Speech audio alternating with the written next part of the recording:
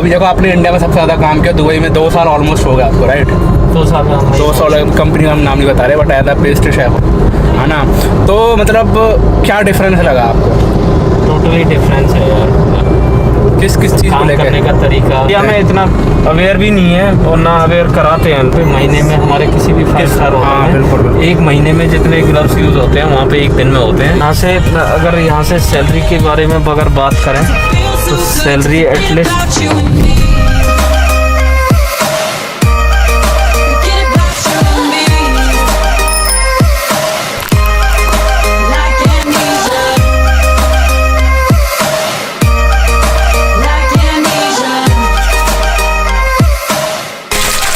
My second meal of the day, protein, peanut butter and this is my fitness का peanut butter हम use करते हैं। You can use my code WIPPIN और आपको special 10% discount मिलेगा। नीचे description में लिंक है, फटाफट जाओ और फटाफट खरीदो जाके।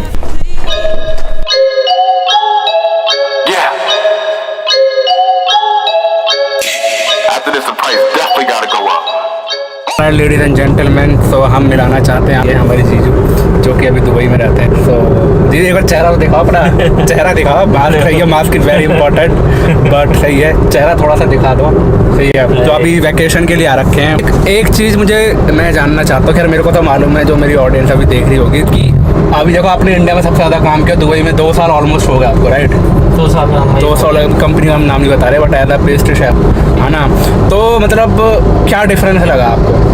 टोटली डिफरेंस है यार, किस चीज़ को काम लेकर? करने का तरीका, क्लीनिंग हाइजीन है, सब बहुत है वहाँ, बहुत स्ट्रॉन्ग है बहुत ज़्यादा हाइजीन करने के लिए। हाँ, हाइजीन से बहुत ज़्यादा वो करते हैं, कॉस्टिंग पे बहुत ज़्यादा ध्यान रखते हैं, रीयूज कैसे करते हैं, चीज़ को दोबारा से यूटिलाइज कैसे करना है, इन चीज़ों का बहुत वो डिपेंड करता है ब्रांड्स टू ब्रांड्स कि आप किस ब्रांड में ब्रांड्स नहीं है। वो तो नहीं, ब्रांड्स यहाँ पे भी हैं, पर लेकिन इतना हाइजीन के बारे में अगर मैं बात करूँ तो हाइजीन का बहुत ज़्यादा केयर करनी पड़ती है वहाँ पे। हाँ, तो ये तो हैंड ग्लव्स बिल्कुल। हाँ, शायद हमारे यहाँ पे महीने में हमारे किसी भी 5 स्टार होटल हाँ, में बिल्कुल। एक महीने में जितने ग्लव्स यूज़ होते हैं वहाँ पे एक दिन में होते हैं। ये बात तो मैं भी कह रहा हूँ भाई, अगर हमारे प्रॉपर जब तुम काम ख़त्म करते हो, कुछ भी काम ख़त्म नहीं, जो तुम काम कर रहे हो उसी को ख़त्म करने से के बाद तुम्हें पूरी टेबल सैनिटाइज करनी पड़ेगी पूरा, और प्रॉपर जब शाम को तुम हैंड ओवर दूसरी शिफ्ट कर दोगे तो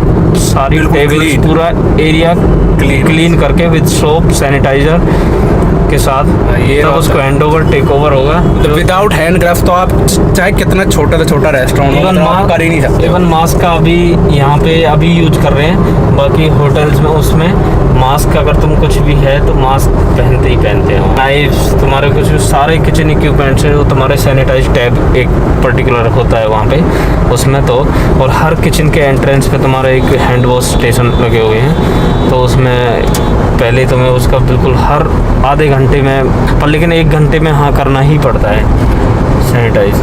ये बात है, क्योंकि बिल्कुल छोटे छोटे रेस्टोरेंट बहुत है, बहुत ज़्यादा। विदाउट हैंड ग्लव्स तो आप काम कर ही नहीं सकते भाई साहब। ऊपर से तुम्हारी क्लासेस होती हैं हर 2 महीने में भी होते हैं कई बार तुमसे तो डिफरेंट क्लासेस होती है। ऑडिट में कोई भी ऑडिटर तुम्हें आके पूछ लेगा कि हाँ तुम क्या पॉलिसी अपना रहे हो, क्या है तुम्हारी कंपनी के SOPs क्या हैं, स्टैंडर्ड्स कैसे हैं, तो किस स्टैंडर्ड के साथ तुम काम कर रहे हो। तो कोई भी तुम चाहे किसी भी पोजीशन पे हो, लोअर पोजीशन पे हो चाहे हायर पोजीशन पे हो, तो तुम्हें वहाँ पे उनको बताना पड़ेगा। ये इन चीज़ों का बहुत ज़्यादा ध्यान रखना पड़ता है। ये तो मतलब अपने इंडिया में लोग इतना फॉलो नहीं करते, इंडिया में इतना अवेयर भी नहीं है और ना अवेयर कराते हैं यहाँ पे ना, क्योंकि इतना नहीं है।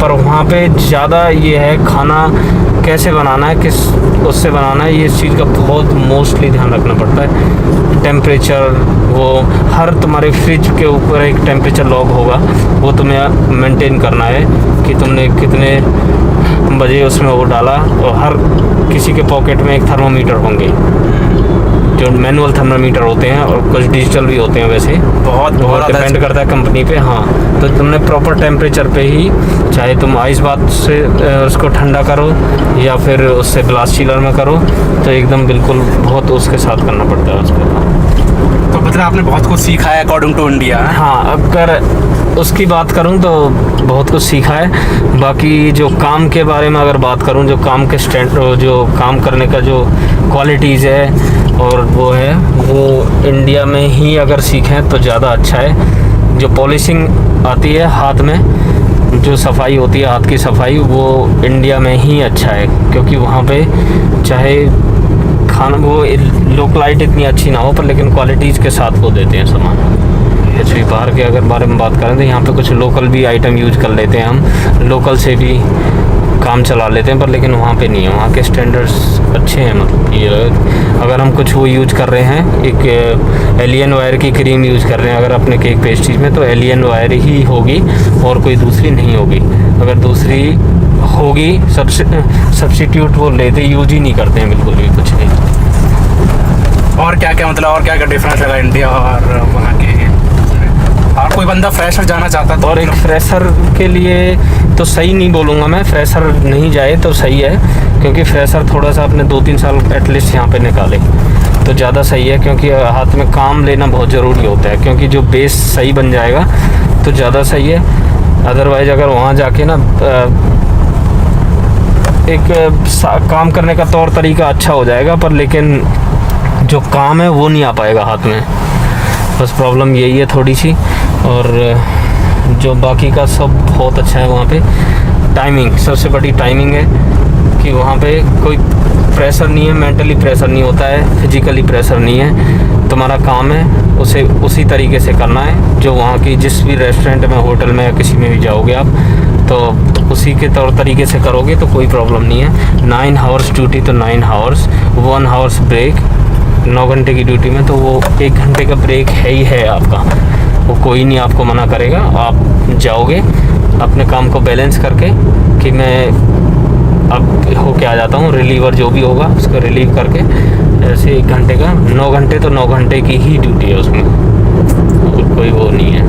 आपको लाइफस्टाइल कहाँ का अच्छा लगा, इंडिया का और या दुबई का?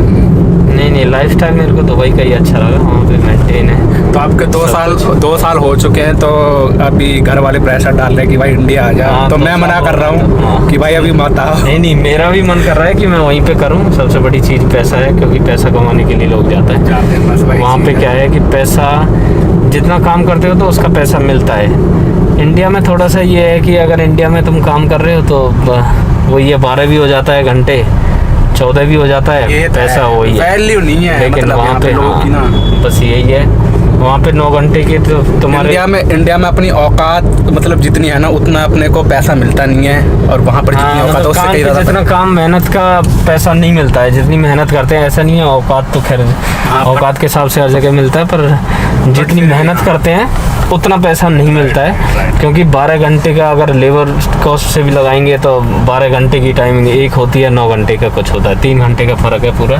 3 घंटे में आदमी कुछ भी कर लेता है अपना, अगर उसी में पार्ट टाइम भी करे तो वहाँ पे अगर कुछ कंपनियाँ ऐसी हैं, अगर तुम 9 घंटे के बाद 12 घंटे कर रहे हो तो वो ओवर टाइम्स देती हैं। ओवर टाइम में इतना हो जाता है कि वो अपना इधर उधर का खर्चा अपना खर्चा निकाल लेता है, रहने खाने का अपना आराम से, तो जो सैलरी है पूरी सेव कर सकता है वो। अच्छा, अभी आपका जो दुबई में कितना हो जाता है एक्सपेंस रहने वहने का? नहीं, मेरा तो ज़्यादा ही हो जाता है, खैर 20,000 मतलब 30,000 तक पहुँच ही जाता है। 30,000 तक? 30,000 मिनिमम है। मतलब आपका रेंट कितना है वहाँ पे? जो मेरा रेंट है अगर इंडियन करेंसी में मैं बात करूँ तो मैं 15,000 के आसपास देता हूँ, 15,000 प्लस ही। इस मुकाबले में कुवैत सबसे बेस्ट है भाई, कुवैत बहुत सस्ती है सच में। के बारे में मैंने सुना है, मेरे याद एक दोस्त और है तो मैं भी तो ये भी जानते हैं तो हाँ। और नहीं एक दोस्त वैसे भी है, मैं तुमने तो बताया ही है, तो उन्होंने भी बताया था कि कुवैत अगर पैसा कमाने के लिए जाना है तो कुवैत इज बेस्ट। बहुत चीप है इसलिए। दुबई में थोड़ा सा ये है कि हाँ लोग चले जाते हैं, पर लेकिन दुबई की एक कहावत भी है, जो यहाँ का करा यहीं छोड़ जाता है। क्या आता है? हाँ, वहाँ पे बहुत कुछ है थोड़ा। आज के लिए मेरे हिसाब से इतना ज्ञान बहुत है। सही है, बहुत कुछ बता दिया। आई होप कि बहुत सारी इन्फॉर्मेशन आप लोगों को मिली होगी, मुझे भी मिली। तो ये पता था काफ़ी, बट थोड़ी सी मुझे भी मिली, मैं भी पूछता रहता हूँ। But literally Dubai is too much expensive according to Kuwait. Yes, और डिपेंड करता है सैलरी टू सैलरी, बिकॉज अगर आप लोग अच्छा एक चीज़ और कि कितनी सैलरी में जाना चाहिए। आई थिंक यहाँ से लेफ्ट लेने का था अपने को यार। नहीं, अगर यहाँ से सैलरी के बारे में अगर बात करें तो सैलरी एटलीस्ट 3,000 दिरहम से तो नीचे जाना बहुत ही बेकार है। अगर कंपनी अकोमोडेशन भी दे रही है तो फिर भी 3,000 तक ही मेरे हिसाब से। विदाउट एकोमोडेशन तो नहीं जाना? विदाउट एकोमोडेशन तो फिर फ़ायदा नहीं है, क्योंकि वहाँ पे अगर जाओगे, अगर नॉर्मली बेड स्पेस भी लोगे तो 550 दिरहम 500 दिरहम से नीचे नहीं मिलेगा वो, जो वहाँ की दिरहम है। क्योंकि जैसे तो वहाँ खाने पीने का अलग, खाने का वेजिटेबल्स बहुत महंगी हैं, कुछ वेजिटेबल्स बहुत महंगी हैं, दाल वगैरह ये तो इतना नहीं है एक्सपेंसिव, बट लेकिन हाँ जो वेजिटेबल्स हैं वो महंगी हैं थोड़ी सी। तो थोड़ा थोड़ा कुछ आइटम इलेक्ट्रॉनिक आइटम सस्ते हैं खाली, बाकी सब महंगा है। हाँ, अगर सैलरी अच्छी है तो ही दुबई के लिए ठीक है, अदरवाइज तो फिर इंडिया में ही करना बेशक अपने हिसाब से सही है। तो ये कि एटलीस्ट 3,000 सैलरी विद एकोमोडेशन, अगर एकोमोडेशन नहीं है 3,000 के साथ, तो भाई साहब आप बिल्कुल you can not save any single money. Yes. So बस आज के लिए आई होप कि आपको पता कुछ लगा होगा इन्फॉर्मेशन। सो लाइक कर देना इसी बात पे, सही है। और कुछ कमेंट्स में पूछ सकते हो, कुछ पूछना हो तो। आज के लिए इतने, और अब हम खाना खाने के लिए रुक रहे हैं कहीं पर, देखते हैं। ऑलराइट, चलो।